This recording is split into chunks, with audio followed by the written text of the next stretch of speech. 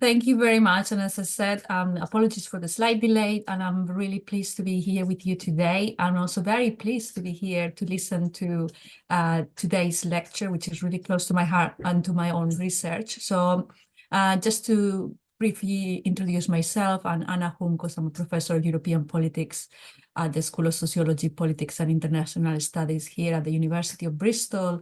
And my main research area is European foreign security policy, but I also have worked on EU foreign policy institutions, processes of socialization within those institutions, and populist contestation. More recently, we are currently working on a book on populist contestation of European foreign policy.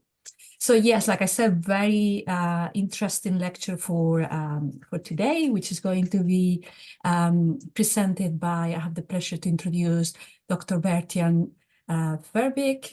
He's a professor at Radboud University in the Netherlands, and just to give you a brief summary of his career.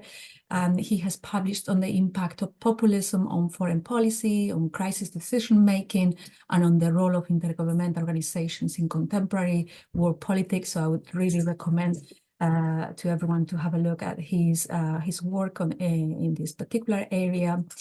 And in terms of the lecture that he is going to be presenting for us today, that lecture is on populism and the EU foreign policy. EU external relations, do populists propel it, or does it propel populists? So I think he's going to tell us a little bit more about the interactions between the domestic and the EU level and how they kind of feed each other. So I'm really looking forward to that lecture. So Professor Verbeek, whenever you are ready, please, the floor is yours. Thank you so much, Anna Juncos, Garcia. Hello, everyone. I'm honored and privileged to be part of this great summer school on populism and foreign policy.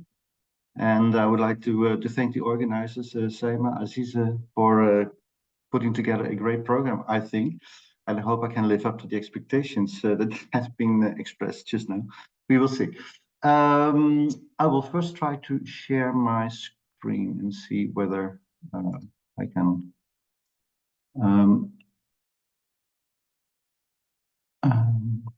It's always a bit of a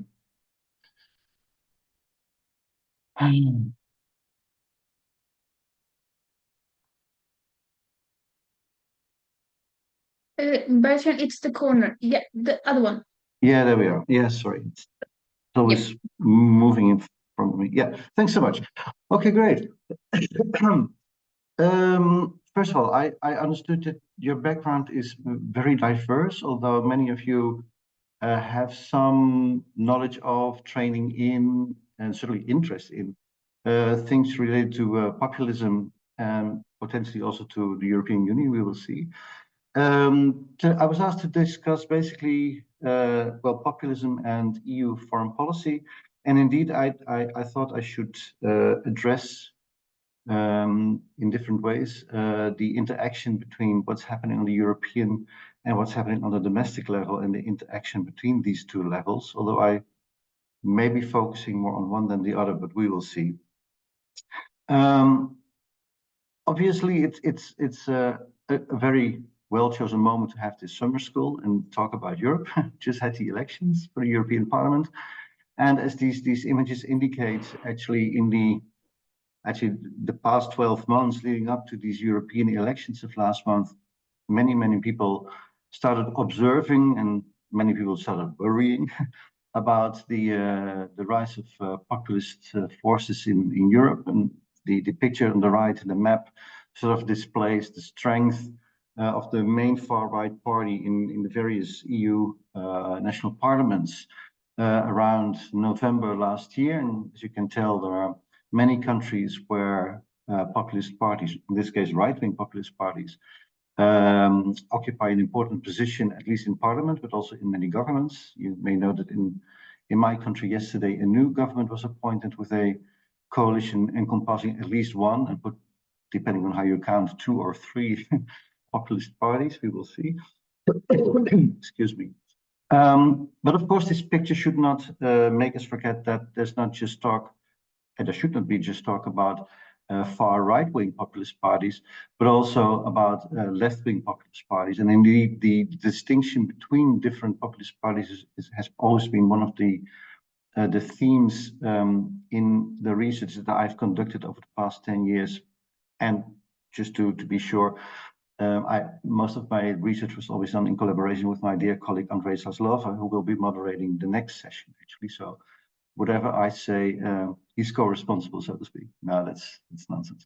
To the left, of course, the picture indicates that people were very much afraid that because of the rise of particularly right-wing populist parties, actually there might be a threat to, well, some would say European unity, but at least one was afraid the center, just like what's happening in many nation states, in member states, that the center of politics would slowly disappear, would be eaten away, particularly by right-wing populist parties.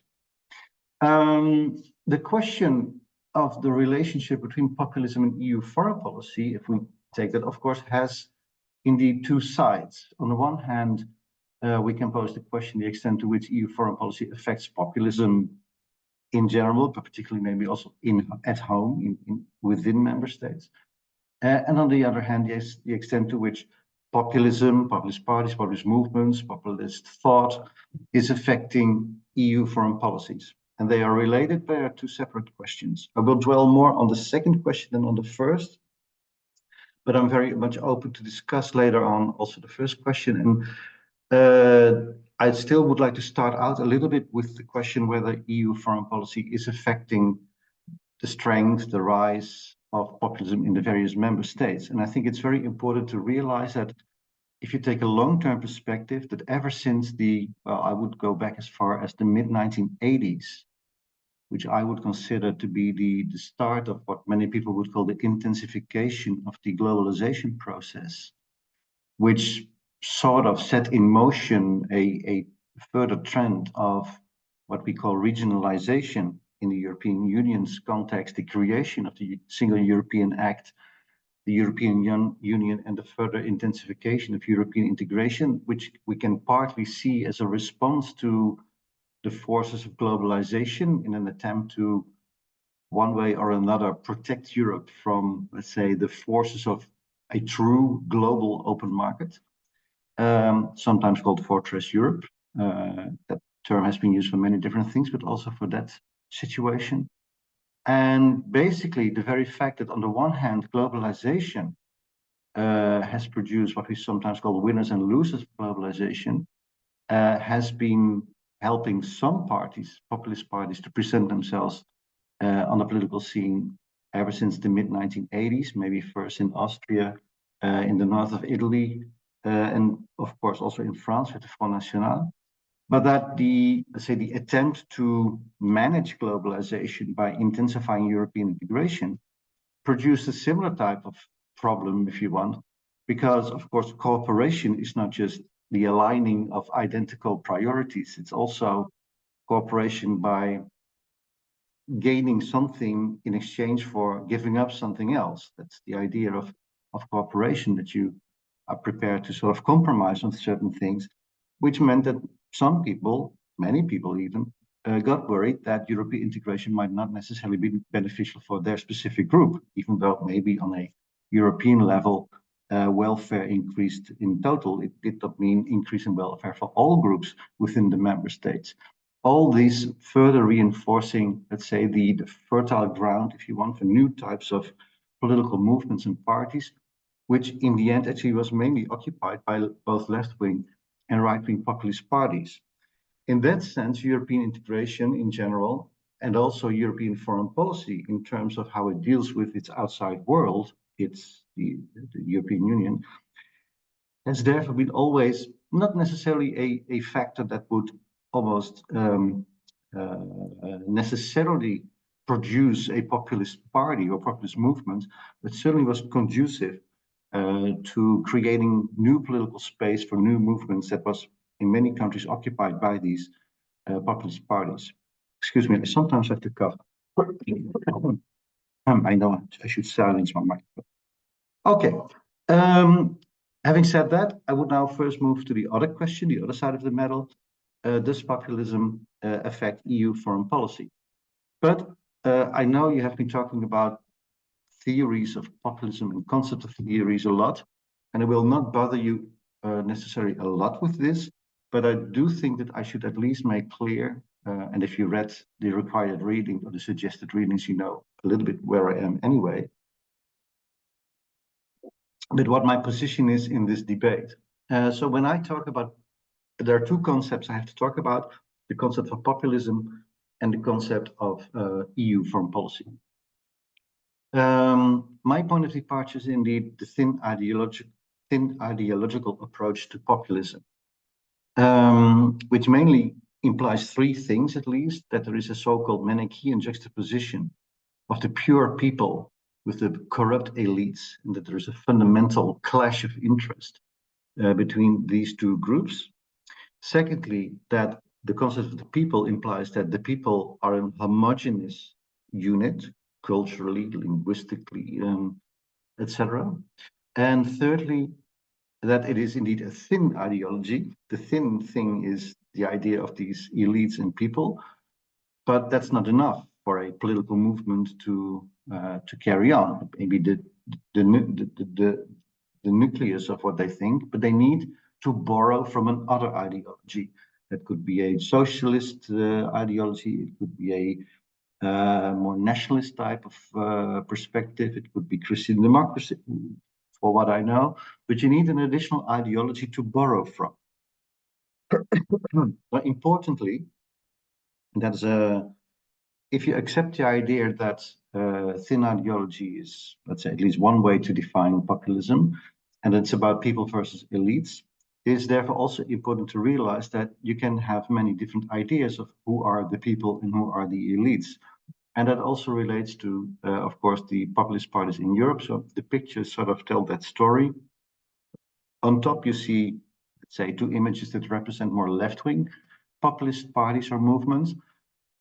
The upper left picture suggesting that, let's say, international or technocrats at international organizations such as the World Trade Organization represent the bad, corrupt elite that disregards the interests of the pure people. The pure people need not necessarily be a group of people within one country. Rather, for left-wing populists, it's more the working classes or the underprivileged that constitute the pure people who are being exploited, if that's the proper word, by, for instance, the technocrats in international organizations.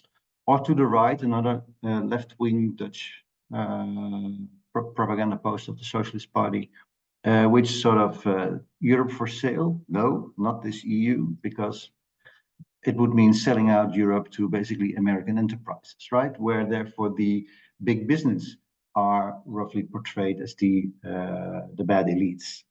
Of course, there are also right-wing type of populist parties. The Kowalski person supporting Hungary really aims at the bureaucrats, the civil servants in Brussels, who are supposedly the bad elite. The T-shirt of the Lega in Italy is another example of who the elite could be. Lega originally would be more a regional-oriented party in the 80s and 90s, which would basically oppose itself to the people in Rome, the elites in Rome, who would basically exploit or profit from the hardworking people in the north. And to the right bottom, the Dutch farmer citizens movement, BBB, which we can discuss the extent to which it's populist, but nevertheless, it's more representative of what I would call the difference between the center and periphery, and where the countryside is rebelling against the elites in the cosmopolitan cities. So the point being, you can have different type of elites, you can different type of pure people, and you can also have different type of ideologies to borrow from. It could be, in this case, a left-wing populist based on socialism. You could be a regional populist like the Lega was originally, or you could be a populist that is more afraid of what's happening in the EU. Sorry. That doesn't mean that I disagree that populism can also be a strategy or a political style or discourse, etc. And depending, I think, on the question that one is interested in, you can also approach it in that way.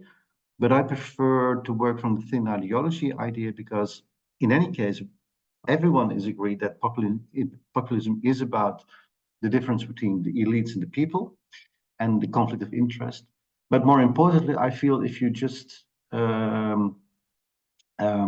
if you, for instance, present populism as a strategy, it's also a strategy that can, or a style or a discourse that can be employed by mainstream parties. Actually, that's what happens. That is what we observe a lot, that mainstream parties take on elements or positions of populist parties in order to prevent them from winning elections even.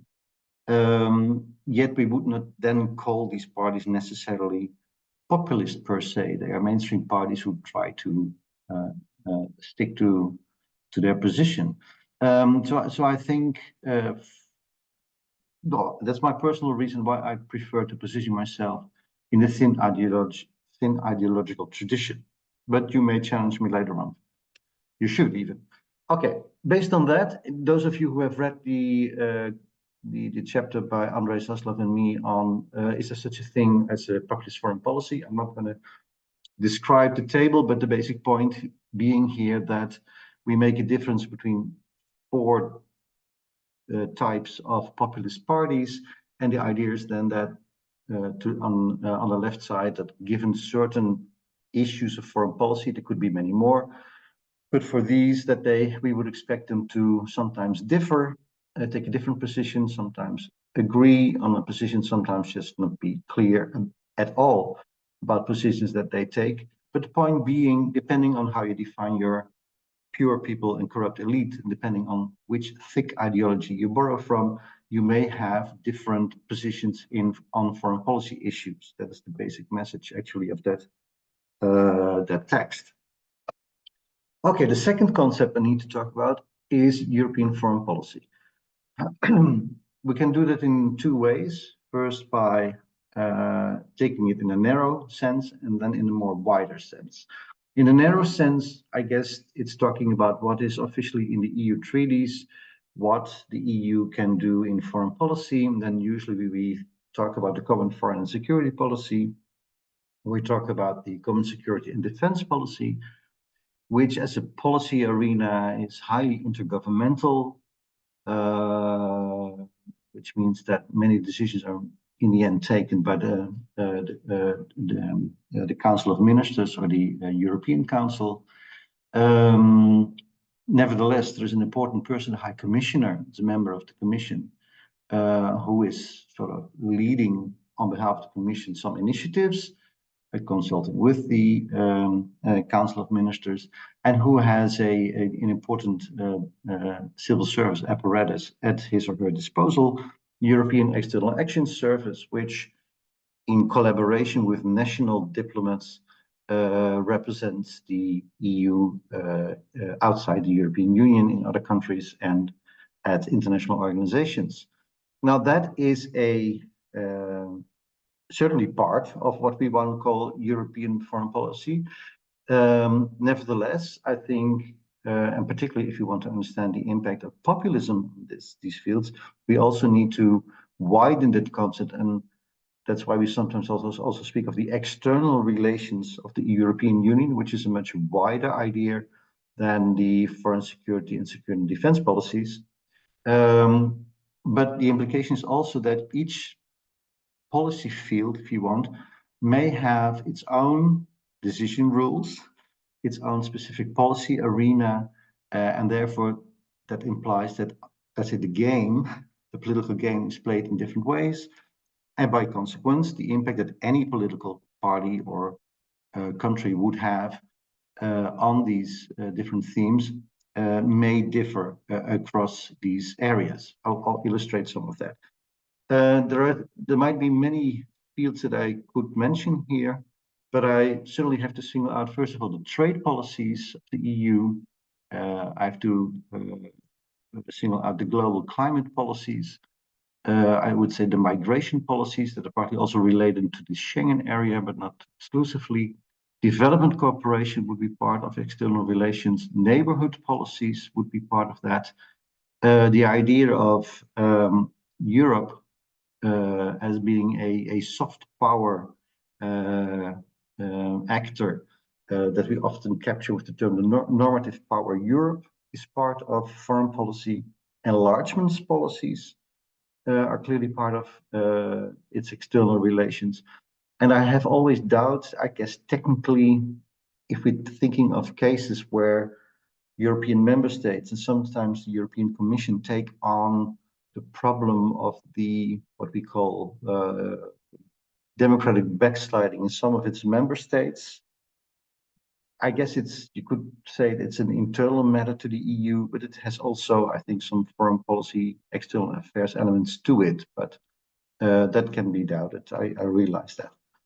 The point therefore being that there's much more, I think, to EU foreign policy than only the foreign security and security and defense policy, and that's only logical, but the implication is, of course, that populist parties, populist movements think that certain issues are more or less salient to them, and they may or try to affect these policies in different ways, and they will then also have to take into account the different decision rules and policy arenas that regard these domains. Okay, let me try to specify that a little more. So if we then pose the question, how may populists have an impact on EU external relations? That is therefore the wider concept I introduced. Let's make first a distinction between the European level and the national level. What kind of impact would they have at the European level? There, I would say, I would make a distinction between at least 4 arenas. First of all, more supranational arenas. I'm not sure how much you have been versed in, trained in EU policymaking. It's very Byzantine and complicated to study and remember and follow. I realize that. And I would not claim I'm the best expert myself necessarily, but it is important to make a distinction, I think, here. Famously, trade policies are an exclusive European Commission competency. So you might say, well, there's little impact there for populist parties, but not necessarily. When there are treaty negotiations regarding trade, but actually also for climate for that matter, there's always the issue that the mandate for the Commission to negotiate has to be defined. The negotiation result has to be approved by the Council, and in the end also by the European Parliament.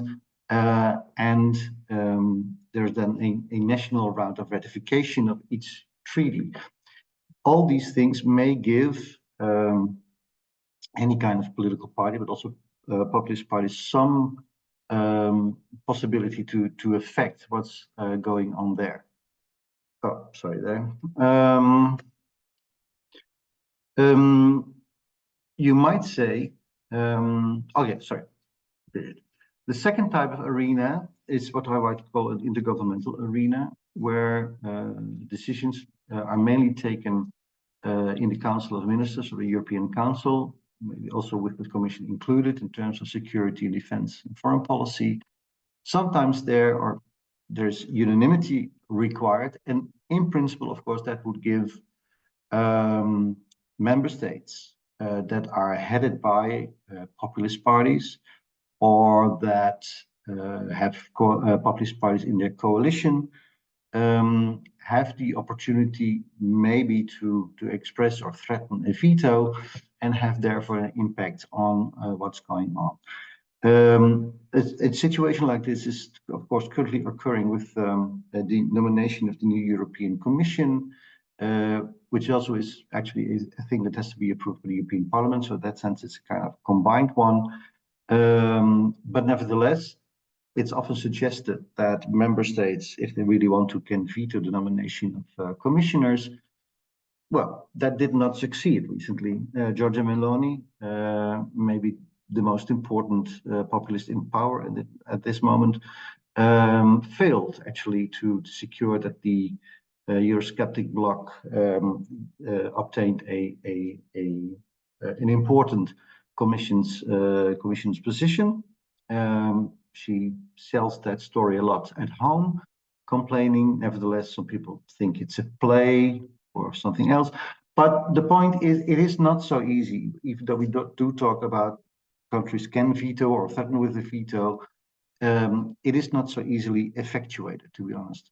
And it's not what she did in the end. She did not effectively veto nor von der Leyen or any of the other important commissioners that being suggested. The third area is what I would call the area of acquis communautaire, where European law is involved, where the Commission has an exclusive right to initiate regulations, where in the end the European Court of Justice has jurisdiction, and where importantly the European Parliament has an important role to play. This is actually the place where we would expect populists to have a lot of impact in Europe through their activities, particularly in the European Parliament, one would argue. Nevertheless, what we know from empirical research, and this is a small indicator of that, is that let's say particularly the right-wing parties, so the right-wing populist parties, do not succeed in organizing themselves in such a way in the European Parliament that and this is a graph that sort of indicates the extent to which they succeed in participating in important networks within the European Parliament, that they are not so successful in obtaining the most effective role that you can try to have if you want to have an effect on European policymaking, that is becoming a rapporteur for the European Parliament on an important dossier. Because let's say the routine, if you want, in the European Parliament is that votes are usually, votes in the European Parliament usually follow the main advice that is given by the rapporteur, who has studied the problem at hand, and who has the authority actually to present a plausible and effective position there. And we do know that right-wing populist members of the European Parliament are among the least successful in becoming a rapporteur and in having their say in the way the European Parliament is functioning. The last arena to remember is that you are not part of, so to speak, the official policy-making process of the EU, be that supranational, intergovernmental, or in the acquis communautaire sphere, and that you take it to the street and you organize yourself outside the official arena, like the farmers do on a regular basis, like there, as you can see in the picture. The idea, therefore, is that many people who are dissatisfied with what Europe is doing, among them some of the right-wing populist parties, you would expect them then maybe to take to the streets. Well, although the farmers have been doing so frequently and potentially successfully, we do not yet see that many, let's say, right-wing street mobilization going on. So in that sense, if you can generalize like that, right-wing populist parties are less, I would say, effective in the European policymaking process. If you look at the national level, actually, they might be more successful. First of all, populists may still have an impact on EU external relations because they manage to put pressure on their national government to take a certain position in Brussels. The second element might be to mobilize in the streets against specific treaty ratifications, be that trade or enlargement or treaty revisions. The picture on the left bottom is the trade agreement between the European Union and Canada that was much contested, where in this case left-wing populist movement, and sometimes actually combined with right-wing populist movement, took to the street in order to try to prevent treaty ratification.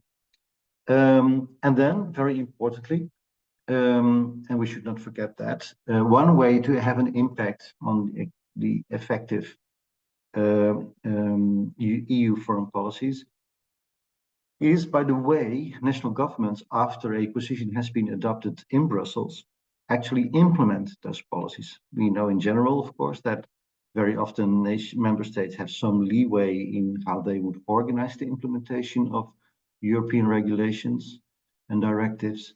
That allows them to either not implement or implement only in a certain way, or to bend a little bit what's going on. And we saw that, for instance, concretely in the way European member states have been implementing the policies towards the Russian-Ukrainian war. My colleague Fabrizio Coticchia has done extensive research in, on the one hand, the rhetoric in the Italian parliament, secondly, the actual implementation of what was agreed upon at the European level. And he found that even though, on the one hand, the Italian government officially complied with sanctions and other measures to support Ukraine, effectively, on the one hand, rhetorically, the government would agree to it, but would also somehow pay lip service to more pacifist-oriented parts of the Italian population. But more importantly, for the example that I wanted to give, that in the implementation of, for instance, military aid to Ukraine, that there would be many delays, deliberate delays in sending the material that was promised. And in that sense, that was often interpreted also as a kind of a concession to the more critical politicians, particularly also in the Italian government, that were not so happy, well, not so eager to fully comply with what the EU wanted its member states to do in terms of supporting Ukraine. So the implementation phase is still very important too, I have to cover. Excuse me. Finally, and maybe even more importantly, there is also a mechanism that operates at both levels, both at the level of the member state and at the level of European decision-making. And that is that it may not just be the populists who are successful in affecting European foreign policy. It might mainly be because mainstream parties move closer to the position of these populists, because they usually are afraid that in either regional or national or European elections, they may lose votes. This has been certainly the case in the fields of migration and climate.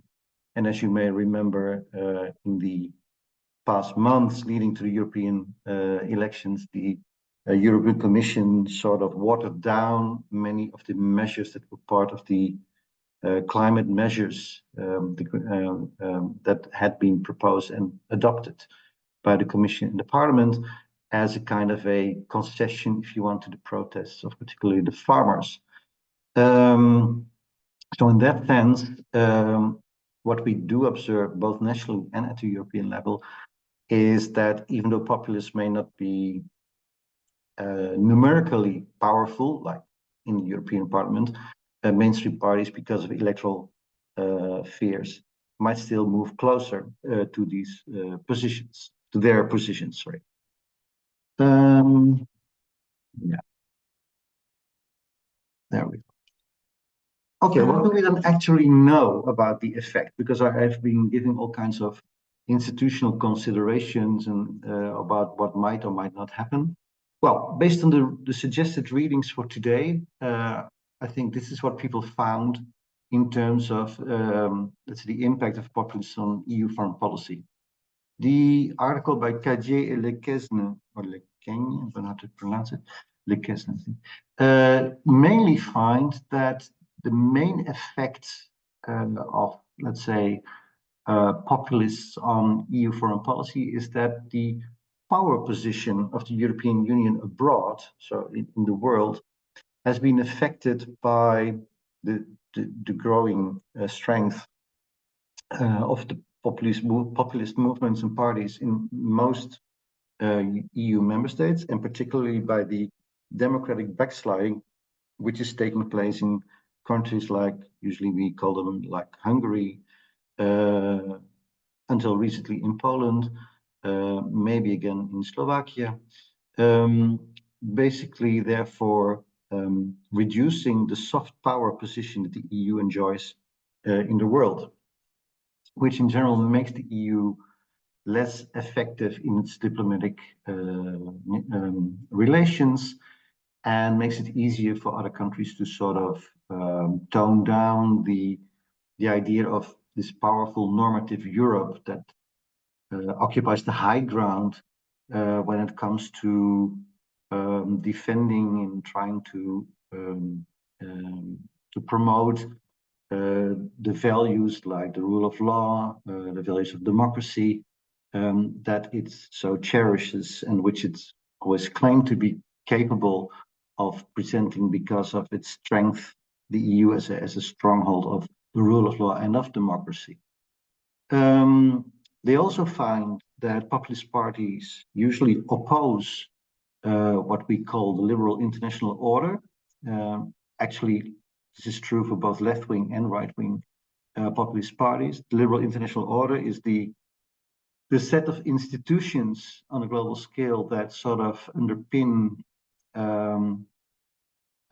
economic, but also security and social relations in the world, which for critics are mainly based on the ideas of capitalism and American ideas about democracy, or Western ideas about democracy, but effectively have been regulating much of international diplomacy, if you want, over the since the end of the Second World War, but has been increasingly challenged since the end of the Cold War, and is now sort of being challenged by even an alternative order that is being presented by particularly China, which is itself building all kinds of international institutions, not only in Asia, but particularly in Asia as a kind of alternative, if you want, for some of the international institutions that it finds to be too much representing the old Western order and preferences. Populist parties often oppose this liberal international order, particularly the specific values that lie underneath them. At the same time, though, Cadier and Lequesne find that, at least in Europe, these populist parties stick to rhetoric rather than also trying to, once they are close to power, to affect negatively that liberal international order. Moreover, they find that civil servants, and particularly national diplomats, act as a kind of cushion against populist pressure to actually to change international politics, and that these civil servants, that these diplomats, are very difficult to get rid of once you are in power as a populist, and that they sort of try to protect, if you want, the international status quo. Professor, we the might article, have, just to say that you have a few minutes left of your... Oh, yes, I think I'm not that far through, but I'll speed up. Good. No the main finding by Buzagani and colleagues is basically that, yes, right-wing populists are very critical of external actions of the EU. They invested the policy of so-called external democracy promotion by the EU. But again, they find that it's more rhetoric than effective opposition. And their hypothesis actually is that the populist parties in the European Parliament are much more interested in targeting their domestic audiences and building up their domestic support, rather than that they really would be interested in affecting the EU's foreign policies. Okay, is then the war a kind of a game changer? Why would it be a game changer? Because on the one hand, many populists, but not all, let's not forget that, the Swedish Social Democrats have always been very critical of Putin's Russia, for instance. But many populists have shown sympathy for Russia and its president Putin already before 2022. This is a famous picture of Salvini from the Lega donning an interesting T-shirt at the Red Square in Moscow. And importantly, the populists have remained divided since the war started. Well, for some, the war started in 2014, but since the war of 2022 started. At the same time, we see that the EU itself is sort of pulling together. Most European member states are in favor of a strong position against the Russian aggression in Ukraine. Many populists sort of struggle with that position, try to adapt a little bit. Few, of course, would simply say that they would completely support the Russian position. Nevertheless, they sort of, some of them take a kind of in-between positions, most famously or notoriously Orban of Hungary. The interesting thing is that many people thought that the war actually would sort of reduce the strength of populists in Europe, because one expected people to rally around the flag, if you want, and to return, if you want, to the mainstream parties as the best defenders, if you want, of security in Europe. And the interesting thing of the European elections, I think, was that has not really been the case. I think only in Scandinavia and Poland, the populist parties significantly lost. These are the countries, I think, that probably, together with the Baltic states, feel most threatened by what's going on near their borders. And interestingly, apparently most citizens in the European Union were not necessarily motivated in their choice by considerations of the war, actually still ran to the to populist parties. And that may be because they were much more worried about other external relations issues, such as migration and maybe also climate.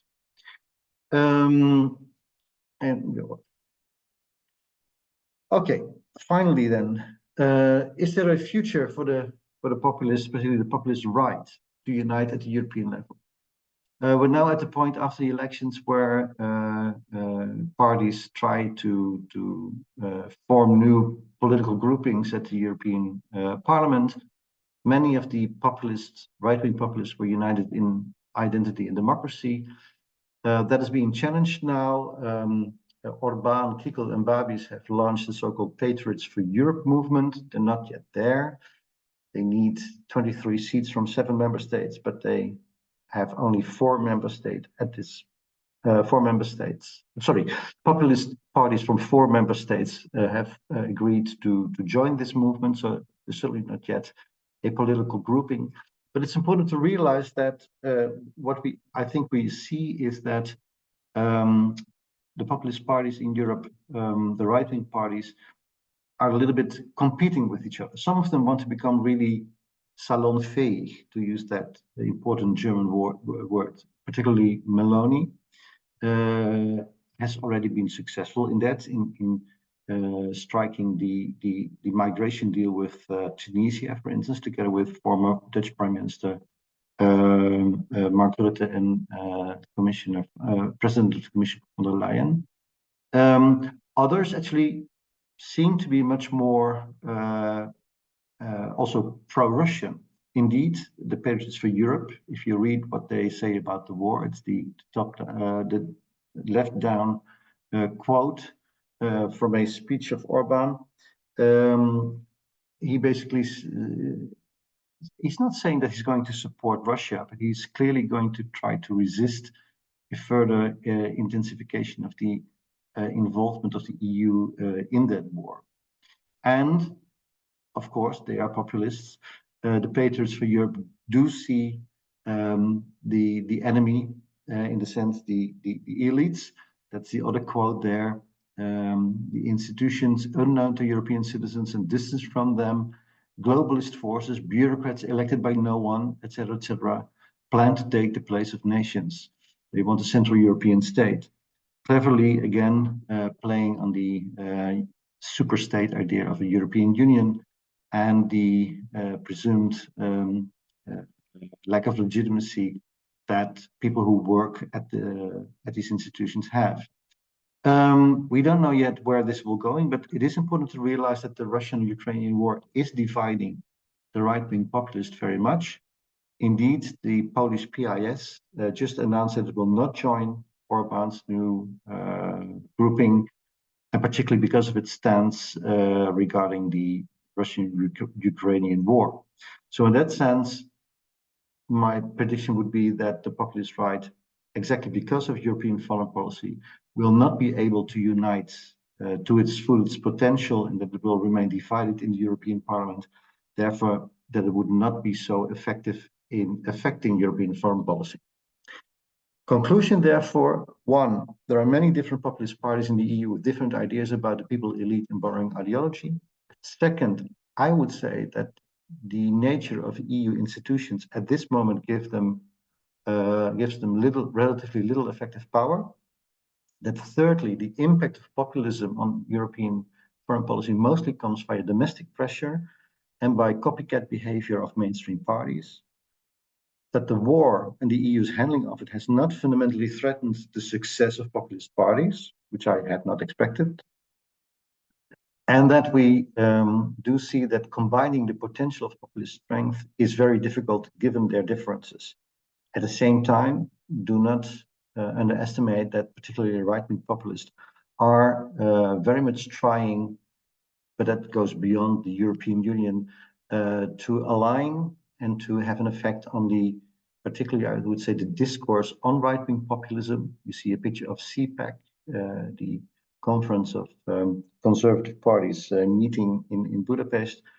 Particularly the narrative debate on trying to change the word extreme right or into radical right or far right is all part of trying to move close, at least to be perceived to be moving closer to the center, and they have to be more legitimate. We will see. I think that the split between the populist parties because of the war will prevent them from uniting for a long time. But at some point, that war will be over. We will see how successful they might be then. Thank you so much. I hope I've been clear in my presentation, and I look forward to hearing your questions. Thank you so much. That was very, very interesting as expected, and I'm sure the students will have plenty of questions during the Q&A session. So what we're going to do, as explained at the beginning of the session, is we are going to divide you into groups so that you can kind of discuss and prepare a few questions for our lecturer today, and then we'll bring you back to the main room. All right, see you later. See you in a bit.